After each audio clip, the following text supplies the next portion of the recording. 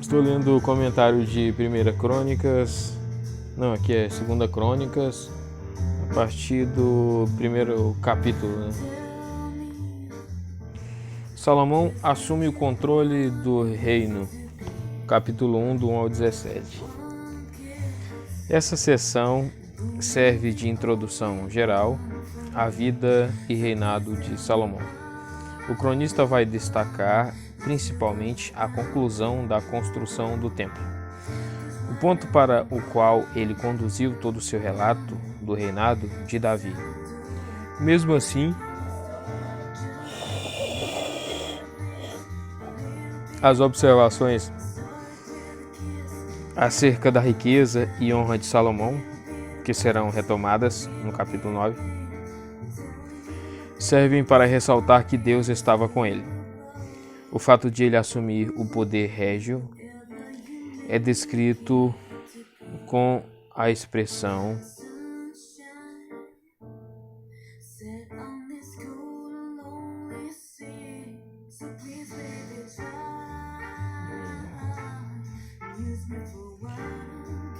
estabeleceu-se com firmeza em seu reino uma declaração. A expressão é essa, né? Estabeleceu-se com firmeza em seu reino.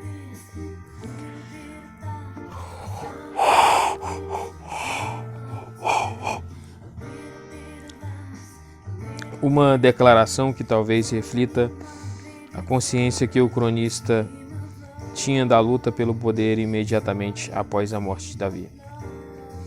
O primeiro ato do rei é religioso. Um ato de consagração que envolveu tanto o rei quanto o povo é representado aqui como um ato oficial. 1 Reis 3:4. Sugere um ato de devoção pessoal, que ocorreu no santuário de Gibeão, ainda o santuário oficial do reino, o lugar da antiga tenda do encontro, em que era usado o altar original construído por Bezalel. É notável que o cronista não faça nenhuma referência ao lugar alto, nem veja razão alguma para a nota de desculpa em 1 Reis 3:3, lugares sagrados. O exílio tinha mostrado ao povo judeu que a presença de Deus não dependia do local e era o que importava mais. A presença de Deus é simbolizada aqui pelo altar e confirmada na revelação que Salomão recebe. A partir de Deus a Salomão, está baseada no texto paralelo de Reis, mas é condensada. E aqui Deus lhe aparece diretamente e não por meio de um sonho.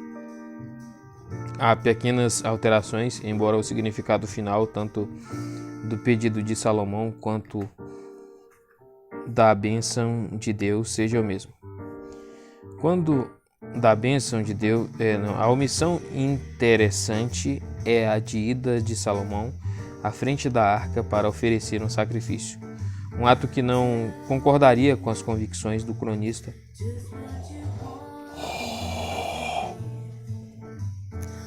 Acerca das responsabilidades na adoração.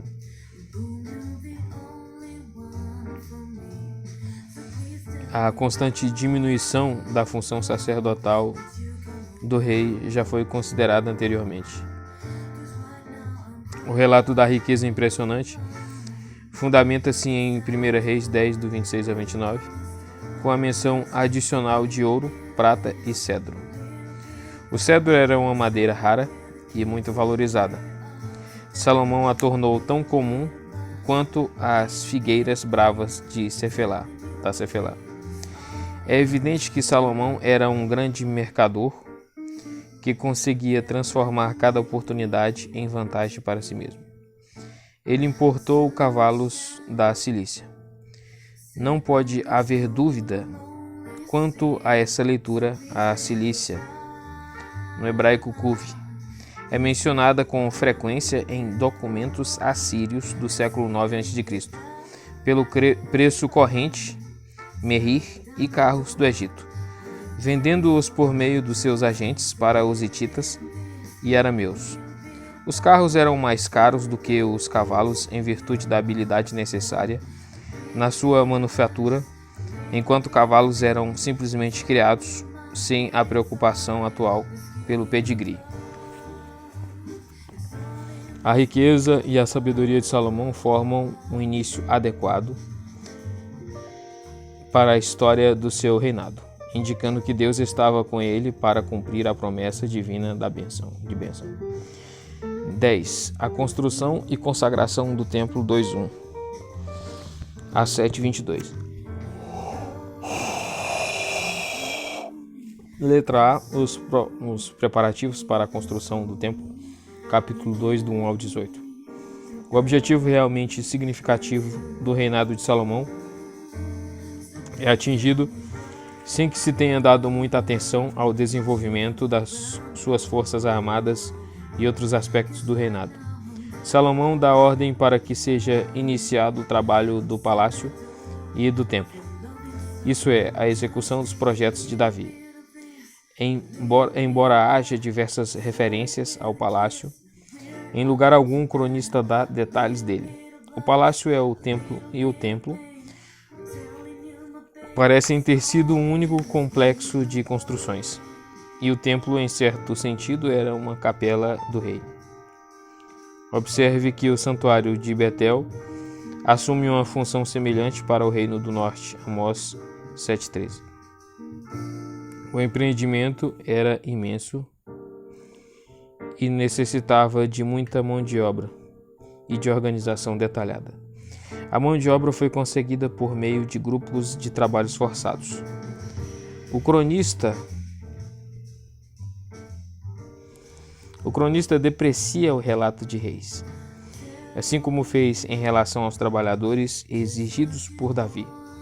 Ao restringir a força de trabalho aos estrangeiros, talvez prisioneiros de guerra. O cronista também dá crédito a Salomão por sua iniciativa de fazer contato com Irão de Tiro para conseguir homens e materiais. No relato de Reis, Irão envia emissários a Salomão por sua iniciativa e Salomão faz o seu pedido por meio desses homens. O cronista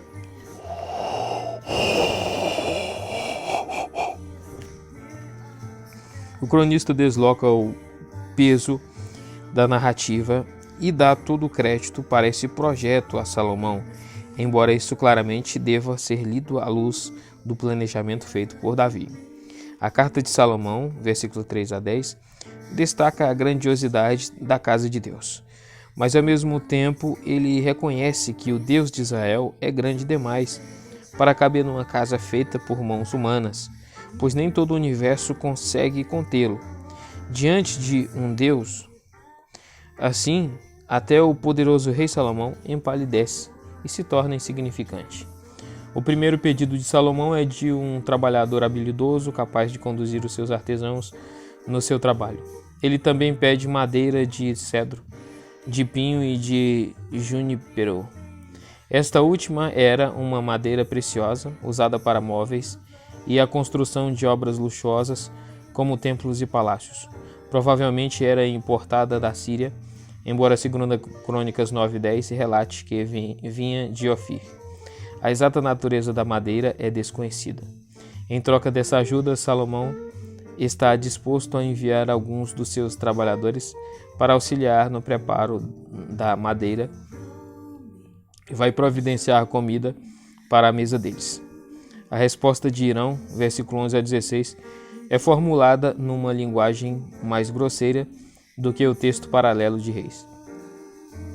E ele concorda em providenciar a ajuda necessária ao enviar Hurão-Abi, versículo 13, filho de um pai de Tiro e de uma mãe, de Dan, em Reis, uma viúva de Naftali.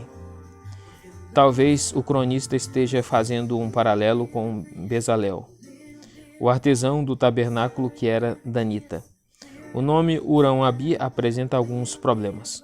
Os textos paralelos de Reis, 1 Reis 7:3, etc., trazem Hurão e o texto aqui pode ser traduzido por Irão, o meu pai, mas o pai do rei Irão era Abiaal.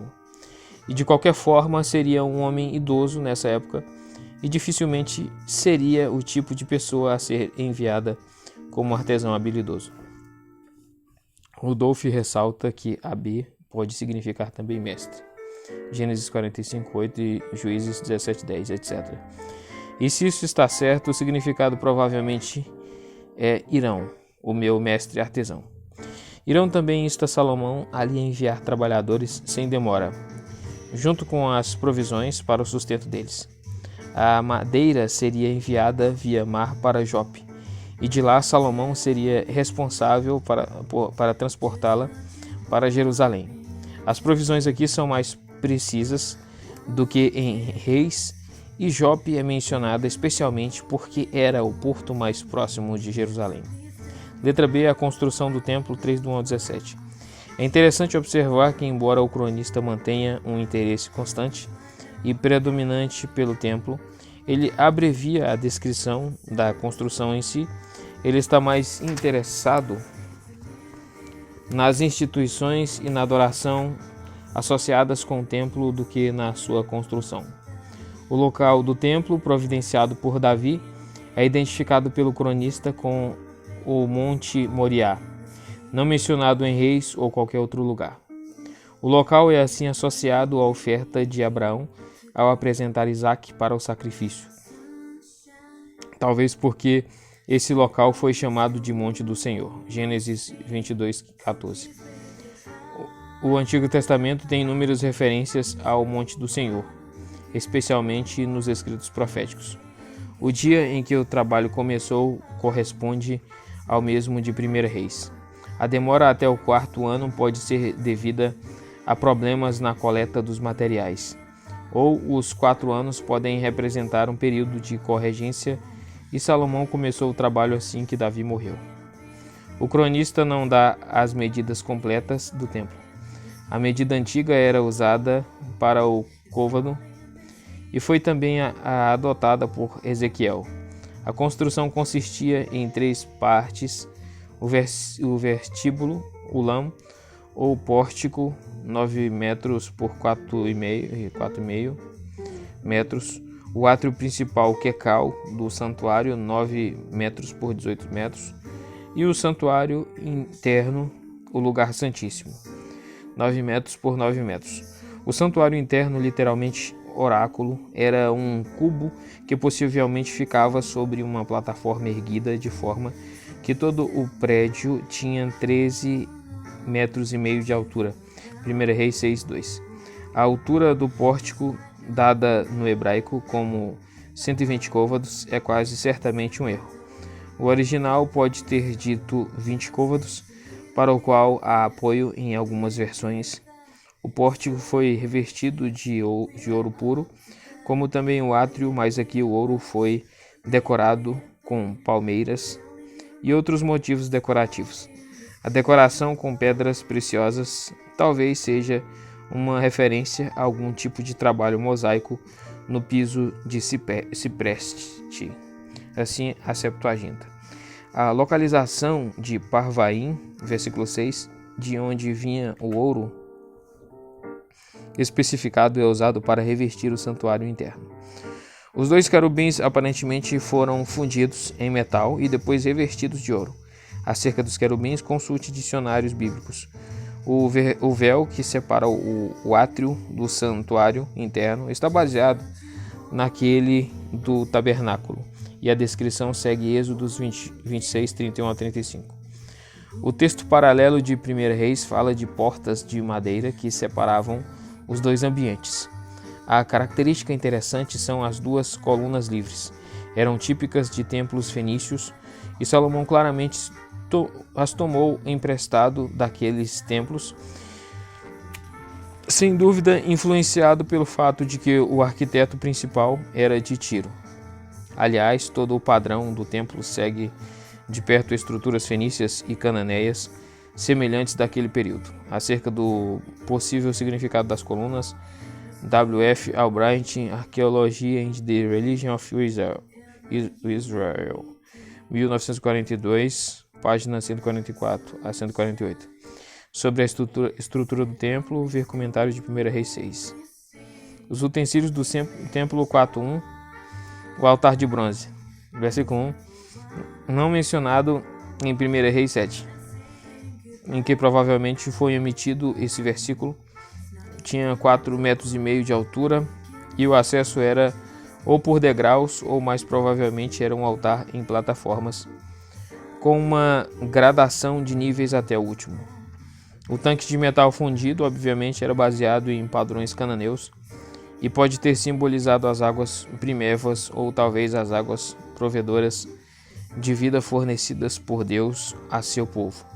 Era apoiado em 12 touros, que para os fenícios era o símbolo de fertilidade e associados ao deus da tempestade. Haddad, que era responsável por trazer a chuva revigorante. Salomão adaptou esses conceitos à religião de Israel, pois o Deus de Israel era também um Deus da tempestade e do trovão. Salmos 18, do 10 ao 13, etc. O cronista simplesmente diz que algo semelhante a touros estava abaixo dele em toda a volta.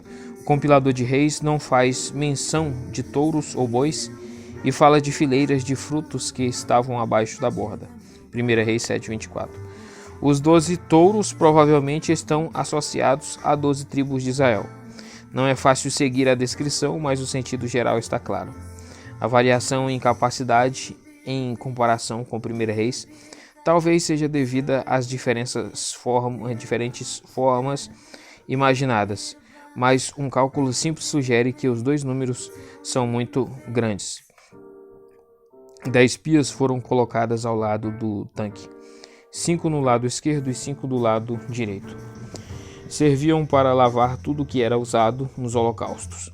O termo traduzido por lavar é usado somente aqui em Isaías 4:4, Jeremias 51:34 e Ezequiel 40:38. E nesta passagem é usado para sacrifícios como aqui. Para ver a descrição em detalhes das pias, consulte 1 Reis 7:27-39. A natureza simbólica das decorações nos suportes talvez tenha sido o fator que levou o autor a omiti-las.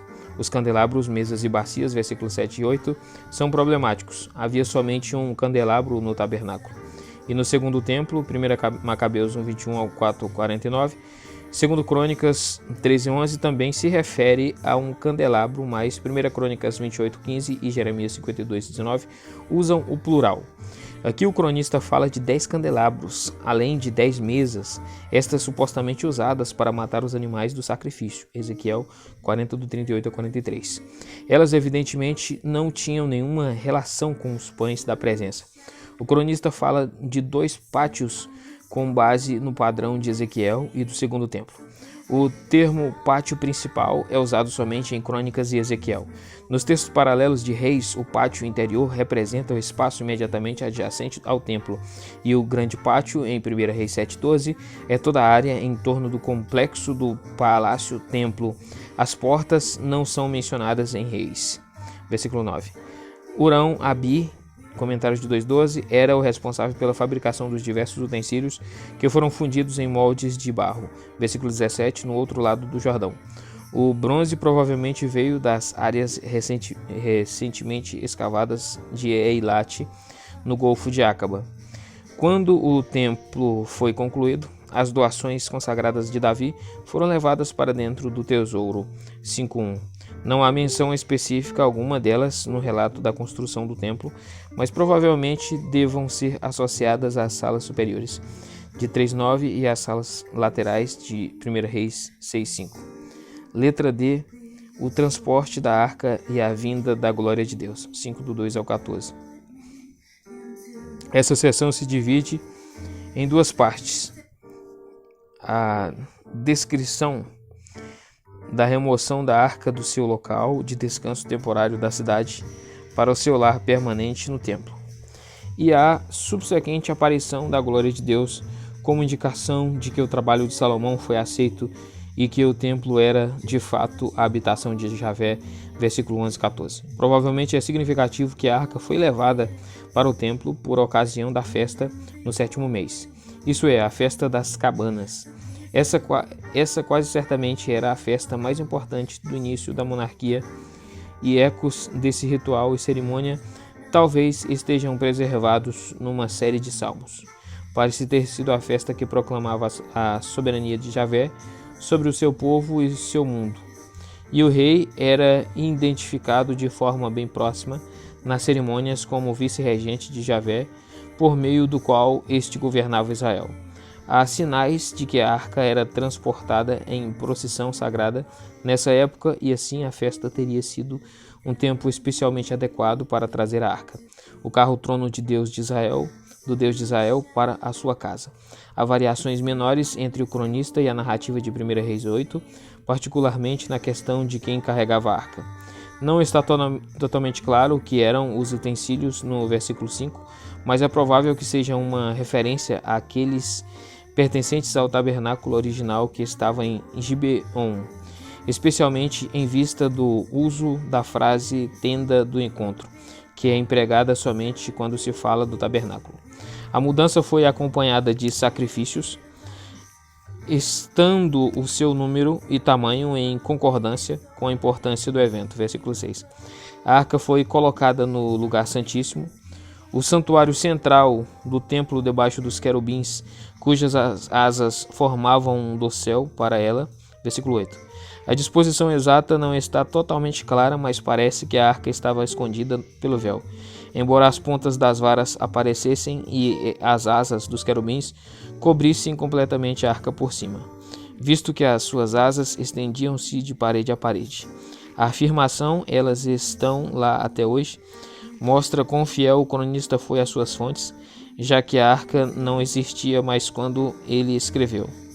A arca continha somente as tábuas da lei, embora relatos posteriores sugiram que ela também contivesse um vaso com maná e a vara de Arão, Hebreus 9:4, provavelmente com base em Êxodo 16, 32 e 34. A descrição da vinda da glória de Deus contém uma quantidade de detalhes consideravelmente maior do que a fonte original em 1 Reis 8. Esse detalhamento do texto é colocado entre parênteses na RSV, versículo 11b e 13a.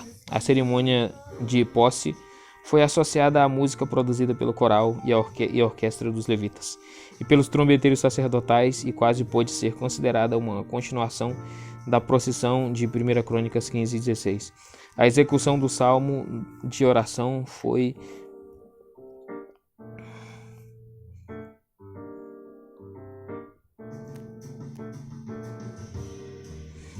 A execução do salmo de adoração foi perfeita e refletiu sem dúvida o elevado grau de organização e treinamento que Davi tinha iniciado.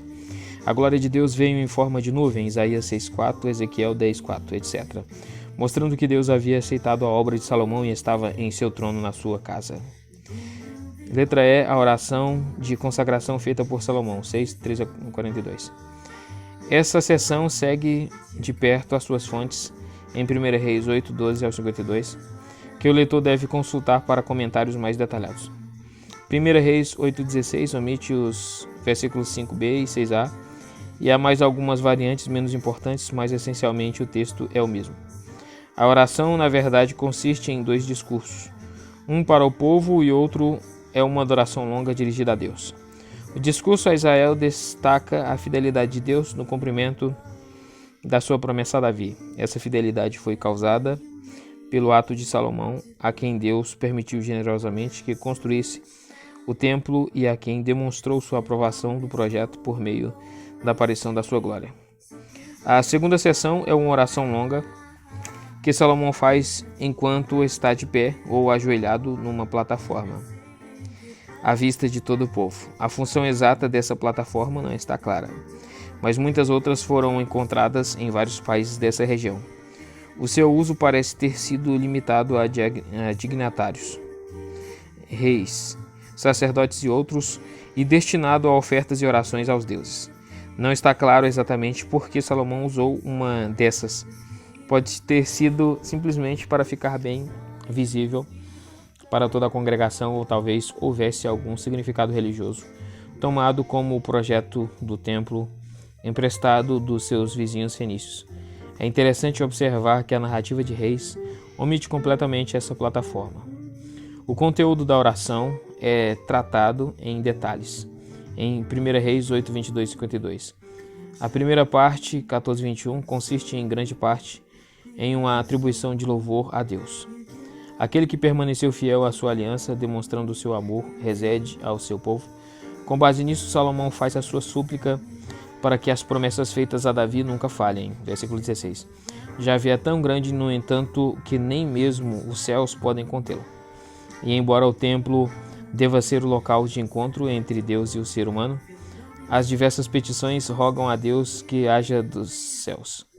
Particularmente importante é o detalhe dado à constante necessidade de perdão e o princípio do arrependimento do pecado como base para o perdão que vemos em cada uma das 7 petições, nos versículos 22 a 39. É significativo que cada petição está relacionada a questões da comunidade do povo, assim ressaltando o conceito hebreu da importância da comunidade em contraste com o conceito moderno que destaca o indivíduo. Os versículos 39 a 40 são uma versão resumida de 1 Reis 8, dos 50 ao 52. A conclusão da oração de Salomão, versículo 41 e 42, não está registrada no texto paralelo de Reis. A formulação é muito próxima à de Salmos 132, 8 a 11. Um dos salmos régios que está centralizado na ideia da entronização do rei como vice-regente de Deus sobre o seu povo.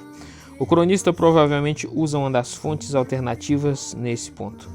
Ela dá um clímax adequado para a oração e é possível que tenha considerado isso particularmente relevante para a sua época, especialmente o versículo 42. A cerimônia da consagração 7, 1 ao 10. O cronista mais uma vez segue de perto a sua fonte, 1 Reis 8:54. Com alguma reordenação do material, alguns acréscimos e omissões, no lugar de Salomão abençoar o povo, há o relato da glória de Javé enchendo o templo e o fogo do céu consumindo o sacrifício. Isso também ocorreu quando Davi ofereceu o sacrifício na eira de Araúna para interromper a praga e foi evidência do fato de que Deus havia aceito o sacrifício. A glória de Javé agora encheu o templo e o povo o adorou com um cântico. O título do salmo citado no versículo 3 pode representar o mesmo do versículo 6. Um título de salmo está de fato sendo citado. A frase pode ser formulada melhor como os instrumentos de música ao Senhor que o rei Davi havia feito para acompanhar. Rendei graças ao Senhor, pois o seu amor dura para sempre. A expressão de frente para os levitas, versículo 6, para referir-se a um esquema antifônico com trombetas soando alternadamente com as vozes, mas é mais provável que seja uma referência às posições respectivas dos sacerdotes e músicos levitas. Os levitas evidentemente estavam no lado leste do altar, e os sacerdotes ficavam então do lado oeste, entre o altar e o templo propriamente dito.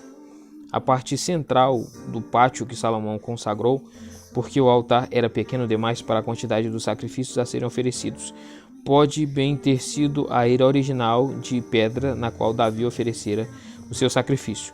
A festa dos versículos 8 e 10 era a das cabanas, possivelmente a festa principal no início da época da monarquia, e o cronista destaca o tamanho da congregação que estava reunida ali.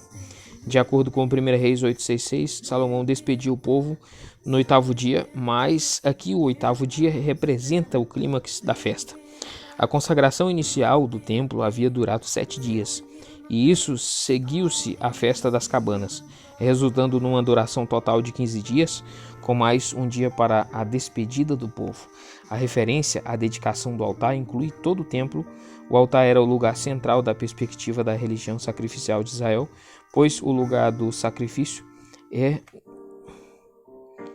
o lugar da comunhão e do perdão. Versículo 12, 1 Coríntios 10, 18. G. A resposta do Senhor a Salomão. 7, do 11 ao 22. E aqui já, meia hora eu vou parar aqui, eu vou fazer outro vídeo.